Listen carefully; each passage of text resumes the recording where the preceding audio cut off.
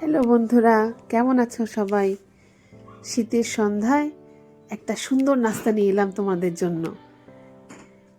কচৌরি, যেটা খেতে এত অপূর্ব হয়, এত অপূর্ব হয়, না বানালে বুঝতে পারবে না। এর জন্য ছোটোখাটো অনেক উপকরণ লাগে, কিন্তু সবগুলোই হাতের কাছে থাকে। গরম অবস্থায় ভেঙে দেখানোর চেষ্টা করছি। উফ, কি লোভনীয় দেখুন রেসিপিটা। একবার আপনাদের ট্রাই করতেই হবে। এটা দুর্ধর্ষ খেতে। ঠান্ডা হওয়ার পর এটা আমি লঙ্কার আচার দেখিয়েছি। লঙ্কার আচার রেসিপি তো আমি আগের ভিডিওতে দেখিয়েছি। তো আজকে আমি কচুরিটা রেসিপি শেয়ার করব। এই কচুরি বানানোর জন্য আমাদের লাগবে যে কোনো আটা বা ময়দা, রিফাইন তেল, জোয়ান, কালো জিরে, মৌরি, লঙ্কা গুঁড়ো। আমি কাশ্মীরি লঙ্কা নিয়েছি, আপনি ঝাল খেলে এমনি লঙ্কা গুঁড়ো নিতে পারবেন। হিং, ঘি, গোলমরিচ গুঁড়ো আর কাসুরি মেথি। আমি একটা বাটিতে আটা নিয়ে তার মধ্যে কালো জিরে আর জোয়ান একটু হাতে ঘষে ওর মধ্যে দিয়ে দিলাম। এতে ফ্লেভারটা ভালো আসে। একটু লবণ পরিমাণ মতো, আর একটু চিনি। আমি কোটিংটা একটু মিষ্টি মিষ্টি খেতে ভালোবাসি, এটা অপশনাল, না দিতেও পারেন। তারপর একটু তেল দিয়ে ভালো করে একটু ময়ান দিয়ে নেবেন। যখন একটু দলা মতো করে যাবে বুঝবেন ময়ান দেওয়া হয়ে গেছে। তারপর আস্তে আস্তে জল অ্যাড করবেন। জল অ্যাড করে একটা ডো বানানোর চেষ্টা করবেন। দেখুন আমার ছোট ছেলে চলে আসছে আমাকে হেল্প করতে। ও আমার এই সমস্ত মেকিংয়ে আমাকে সঙ্গ দেয়।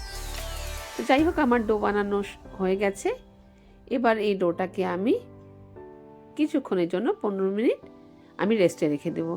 সেই 15 মিনিট রেস্টে রাখতে রাখতে এক সাইডে আমি আলু সেদ্ধ করতে বসিয়ে দিচ্ছি, সেটা ভিডিওতে আর দেখালাম না।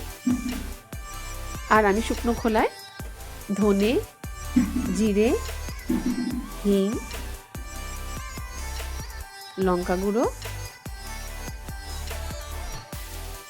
আর একটু পরে একটা শুকনো লঙ্কা দিয়ে ড্রাই রোস্ট করে নেব।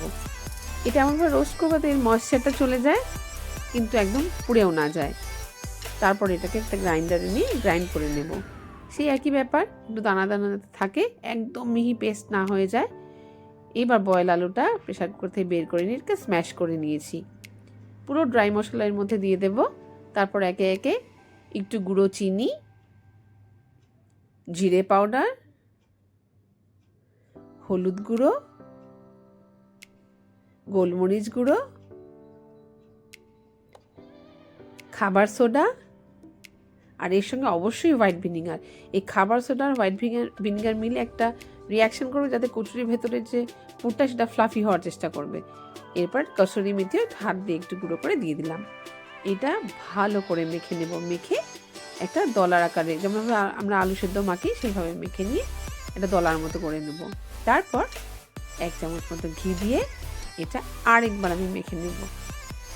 অপূর্ব হয় এই টেস্টটা। আমি তো এই পুরটা বানানোর পর একটু মুখে নিয়েও দেখেছি কেমন হয়েছে খেতে। কি সুন্দর কালার, কি সুন্দর টেক্সচার, বানালেই বুঝতে পারবেন। প্রিভিয়াসলি যে মেখে রেখেছিলাম ডোটা, সেটাকে বের করে আর কিছুক্ষণ মধ্যে নিয়েছি। তারপরে দুটো স্লাইসে ভাগ করে নিয়ে আমি ছোট ছোট কতগুলো সমান সমান টুকরো করে নিয়েছি, যাতে প্রত্যেকটি কচুরির আকার সমান হয়।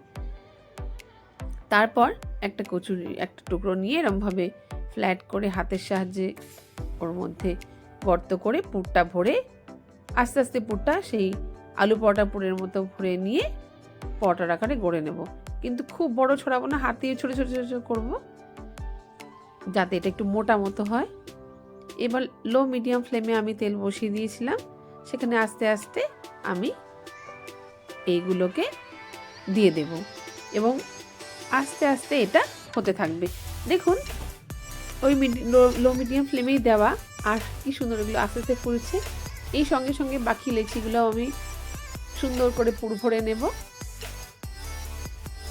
দেখুন আমার পুর ভরতে ভরতে এই কচুরিগুলো কি সুন্দর ফ্লাফি হয়েছে।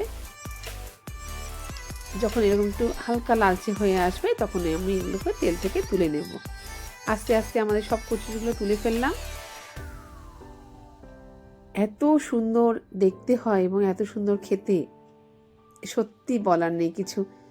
এটা একবার বাড়িতে ট্রাই করতেই হবে। ইভিনিং স্ন্যাক্সে এর বোধহয় জুড়ি মেলা ভার। আমি এটা আটা দিয়েও শুরু করে দেখেছি, আটা ময়দা মিলিয়ে করে দেখেছি, শুধু ময়দা দিয়েও করে দেখেছি। বিশ্বাস করুন, স্বাদের এমন কিছু হেরফের হয়নি। ভেতরের পুরটা এত টেস্টি যে কিচ্ছু সত্যি আলাদা করে বলার নেই। এটা একবার বাড়িতে ট্রাই করবেন। ভেতরের পুরটা একটু দেখুন, কি সুন্দর ফ্লেভার, কালার। আর বড় ছেলে খেয়ে তো ভীষণ খুশি। আপনারাও ট্রাই করুন। Thanks for watching.